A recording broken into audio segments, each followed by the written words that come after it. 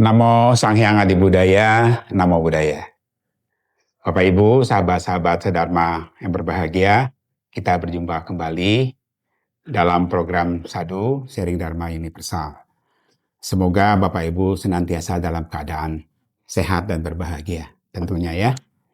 Bapak Ibu, sahabat-sahabat sedharma, pada kesempatan yang berbahagia ini, saya ingin menyampaikan satu topik mengenai manusia langka. Ya, ternyata bukan hanya binatang yang ada langka ya, manusia juga ada yang langka. Jarang ada manusia yang seperti ini, begitu ya.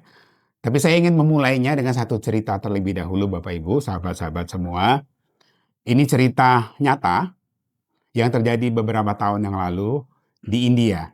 Ya, ini cerita mengenai seorang anak gadis, wanita, anak kecil gitu ya, yang diceritakan diawali dengan dipaksa oleh kedua orang tuanya untuk memakan yang namanya curd rice gitu ya, nasi khasnya orang India lah ya, yang rasanya agak asam, kurang enak lah bagi anak-anak gitu ya. Nah, di cerita itu bahwa setelah dipaksa bermacam-macam, akhirnya si anak ini mau memakan itu dengan satu perjanjian, janji dulu dengan orang tuanya. Baik, Papa, saya akan makan, tapi Papa harus janji memenuhi satu permintaan saya.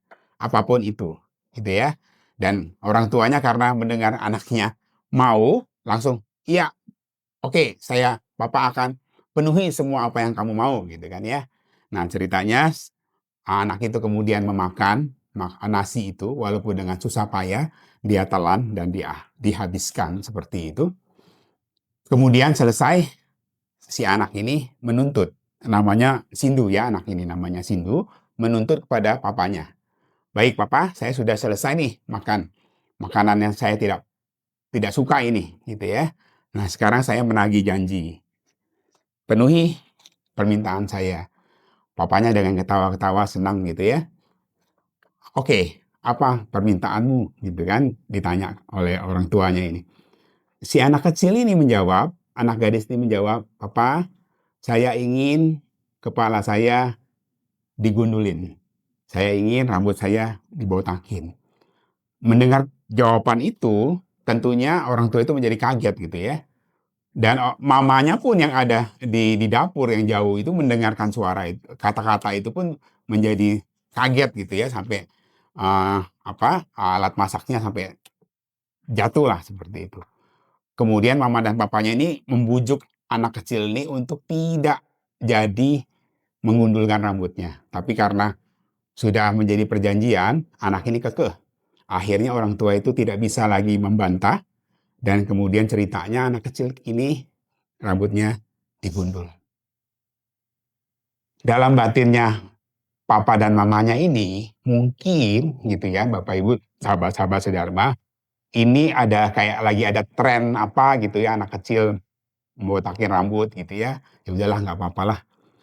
Dan karena khawatir anaknya ini di sekolah nanti dibully gitu ya, karena kan sering terjadi pembulian saya di Indonesia juga ada ya. Akhirnya papa dan mamanya ini mengantar anaknya ini ke sekolah. Nah, di sana ternyata mereka bertemu melihat ada satu anak juga yang kepalanya botak gitu ya, digunduli gitu ya. Dan si Sindu ini kemudian menghampiri temannya yang sama-sama sudah gundul ini, dan mereka masuk ke kelas dengan bahagia gitu ya. Nah, tidak lama dari itu, si orang tua dari anak yang satu lagi yang kepalanya botak itu menghampiri papa dan mamanya Sindu dan berkata, "Terima kasih," gitu ya.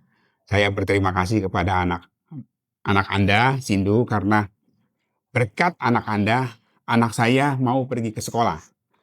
Karena apa? Setelah 1 minggu ini anak saya tidak pernah mau ke sekolah karena merasa malu, kepalanya botak gitu ya. Karena anak saya harus di kemo karena kanker, harus mengalami seperti itu. Dan Sindulah yang menyemangati anak saya untuk ke sekolah dan berjanji dia juga akan membotakkan kepalanya gitu ya untuk bisa bersama-sama menghadapi kalaupun ada sahabat-sahabat yang lain yang membuli mereka berdua seperti itu ya.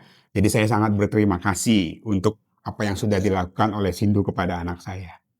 Nah, kedua orang tuanya ini kemudian menjadi kaget dan terharu gitu ya, dan saya juga yang membaca cerita ini juga menjadi sangat terharu. Ini adalah bentuk wujud dari manusia yang jarang ada gitu ya, yang Buddha sebutkan sebagai manusia langka.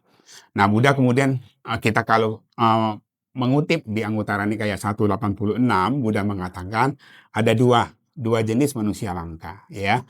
Yang pertama itu adalah Pubakari, yang kedua adalah Katanyu Katawedi. Apa itu Pubakari, Bapak Ibu? Pubakari diambil dari kata puba yang lampau, dan kara itu adalah action gitu ya, yang dilakukan.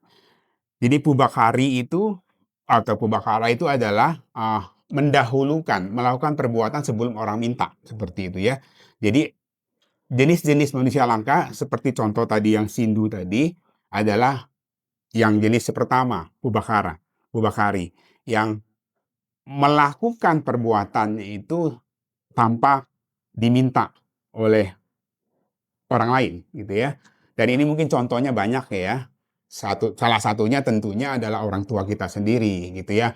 Orang tua kita banyak melakukan perbuatan jasa kepada kita, dan itu mereka tidak minta, tidak perlu nunggu permintaan dari orang lain atau anaknya gitu kan, mereka langsung melakukan perbuatan itu. Ya, itu yang pertama. Kemudian yang kedua adalah Katanu Katawedi. Katanu itu artinya adalah bersyukur atau berterima kasih.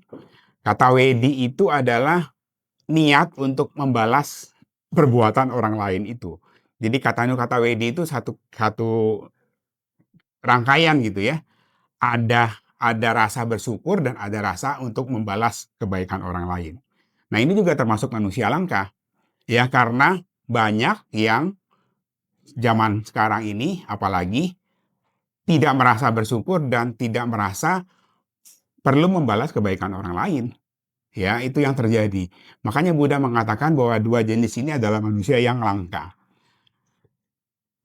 Kemudian kalau ditanya, ya Bapak Ibu, sahabat-sahabat semua, apa sih membalas kebaikan orang lain itu bagaimana caranya gitu ya. Nah, kalau di dalam Mahayana kita mungkin sering mendengar ada istilah membalas 4 budi besar gitu ya. Ada syair di lagu penutup itu ya, ada membalas 4 budi besar. Apa sih keempat budi besar itu? Yang pertama adalah membalas budi dari orang tua tentunya. Yang pertama orang tua ya. Yang kedua adalah guru. Guru baik guru dharma atau guru sehari-hari ya, banyak yang bisa menjadi guru kita ya. Yang ketiga itu membalas budi negara. Ya, dalam hal ini kita sebagai warga negara yang baik ya. Negara sudah menciptakan kondisi untuk kita bisa menikmati kehidupan kita dengan baik ya. Indonesia termasuk yang cukup baik lah ya. Kita bilang toleransi agama di Indonesia terjalin dengan sangat baik. Kita sebagai umat Buddha bisa beribadah dengan baik sekali. Tidak ada larangan-larangan atau tidak ada kondisi-kondisi yang menyebabkan kita tidak bisa melakukan ibadah. Ya. Dan yang terakhir itu adalah membalas kebaikan semua makhluk. Ya, karena kita ini seperti dikatakan oleh Venerable Thich Nhat Hanh, kita ini saling ketergantungan, ya. Kita tidak bisa hidup sendiri. Kita hidup dari banyak interaksi, dari banyak pertolongan bantuan dari orang lain, ya. Dan menyadari hal itu, maka kita harus membalas kebaikan itu, ya. Jadi ada 4 hal. Yang pertama orang tua, tentunya kita harus membalas kebaikan orang tua itu, karena seperti kata Buddha, kebaikan orang tua, budi baik orang tua itu tidak bisa kita balas dengan apapun.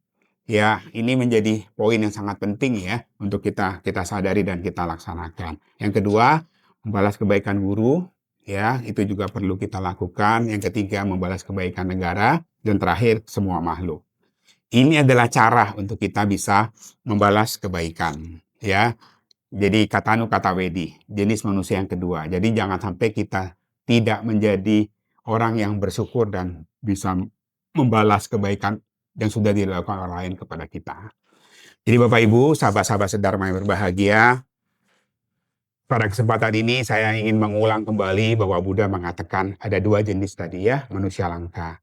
Bubakari, Tatanu Katawedi. Ya, mari kita bisa menjadi manusia-manusia langka ini. Manusia langka bukan pengertian yang mau punah, bukan. Tapi kita menjadi manusia-manusia yang jauh lebih baik ya, untuk kita bisa uh, upgrade ya, kita jadi sadar bahwa kita ini wajib untuk banyak-banyak berbuat baik dan juga membalas kebaikan orang lain, seperti yang juga disampaikan oleh Biksuni Cheng Yen. Master Cheng Yen itu di Seci mengatakan bahwa kita ada dua hal yang wajib dilakukan dalam kehidupan kita ini yang tidak bisa kita tunda-tunda, yaitu yang pertama membalas kebaikan orang tua, yang kedua adalah uh, berbuat baik sebanyak-banyaknya ya dalam kehidupan ini. Mungkin itu yang ingin saya sampaikan. Seperti pepatah mengatakan ada ubi, ada talas, ada budi, ada balas. Ya, kita menerima sesuatu, hendaknya kita membalas kebaikan orang lain juga. Demikian, semoga bermanfaat. Namo Sanghyang Adi Budaya, Namo Buddhaya.